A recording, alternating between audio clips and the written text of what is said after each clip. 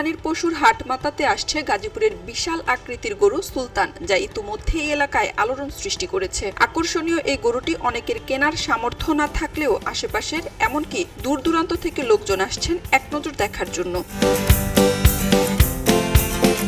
গরুটিকে প্রাকৃতিক খাবার দাবার দিয়ে বড় করা হয়েছে। নিজেদের সন্তানদের মতোই আদর যত্ন আর ভালোবাসা দিয়ে এটিকে লালন পালন করেছেন ওই পরিবারের লোকজন সহ প্রতিবেশীরা। এরই মধ্যে মস্ত বড় ষাঁড় গরুটি দেখতে নাসিমুল ইসলামের বাড়িতে অনেকেই ভিড় করছেন। গরুর নাম রাখা হয়েছে সুলতান। অবশ্য একটা সুলতানি ভাব আছে এর ভিতরে। ওর যখন ছোট থাকতে তখন থেকে মানে গুড়ের শরবত খাইতো, ডেলি গুড় দিয়ে শরবত করে দিত। কাঁচা ঘাস, মানে পর্যাপ্ত পরিমাণ কাঁচা ঘাসের ব্যবস্থা আছে। ভুসি, গমের ভুসি, কুড়া, ধানের কুড়া, এগুলো খাওয়ায় গরুকে বড় করা হয়েছে। এটা দাম চাচ্ছে ওনারা 11 লক্ষ টাকা। তো দেখার জন্য অনেক দূর দূর থেকে মানুষ আসতেছে, আমিও আসছি। তারা ছোটবেলার থেকে গরুটা লালন পালন করেছে, দেখছে গরুটা অনেক বড় জাতের আর কি, তাই এটার নাম সুলতান রাখা হয়েছে।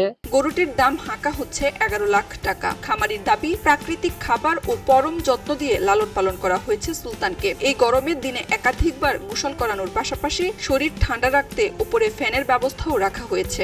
সুলতান ছোট থেকে আমি লালন পালন করতেছি। এটা আমার গাভীর বাচ্চা, ওর বয়স 30 মাস এবং ছোট থেকেই নিজের সন্তানের মতো লালন পালন করতেছি। ছোটবেলা থেকে ওর শরীরে একটা অন্যরকম ভাব ছিল, রাজকীয় একটা সুলতানি ভাব ছিল, যে কারণে নাম দিছি আমি সুলতান। এবং ওকে আমার পরিবারের সদস্যের মতোই আদর যত্ন করে লালন পালন করা হয়েছে। যত অথেন্টিক প্রাকৃতিক খাবার, ঘাস, সাইলেজ, ভুসি, এগুলাই খাওয়াইছি। প্রচুর পরিমাণে আখের গুড় খাইছে।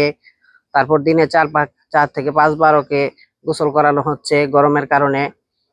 আর ওর বর্তমান লাইভ ওয়েট আছে আপনার 1100 কেজি প্লাসের উপরে, প্রায় 1200 কেজি, যা 30 মনের মতো।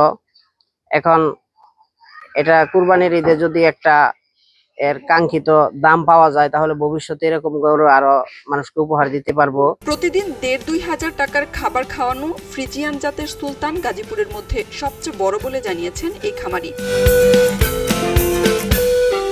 খবরের কাগজ, নিখাত, নির্ভীক, নিরপেক্ষ।